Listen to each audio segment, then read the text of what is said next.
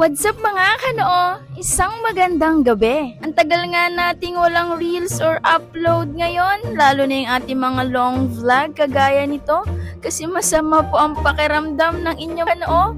Uso po ba ang sakit ngayon? Talaga masakit ang lalamunan na may kasamang sipon pa at sakit ng ulo. Sana ay gumaling na po tayong lahat para tayo makasabak na ulit sa ating araw-araw na laban. Ma-share ko nga sa inyo na tayo po'y busy para i-prepare ang ating mga kailangan sa ating i-open na sip station dito sa Cabuyao na ipapakilala po natin ang napakasarap at napaka-quality na iced coffee.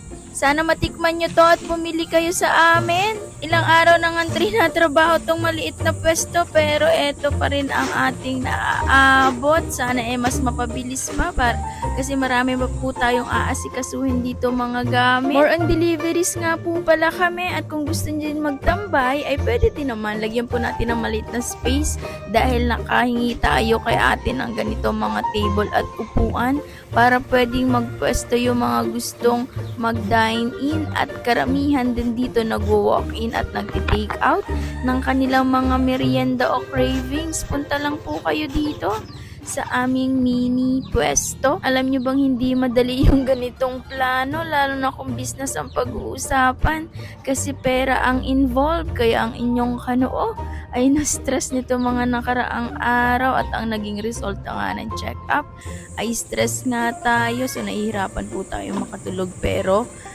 okay na rin kasi ang sinabi ng doktor ay manageable naman siya. Hanap daw tayo ng makakausap or makakapag-relax kahit papaano. Ang ganda nga nitong nabili ko sa Shopee na lagayan ng ating mga tindang pabango. Salamat po sa mga bumili.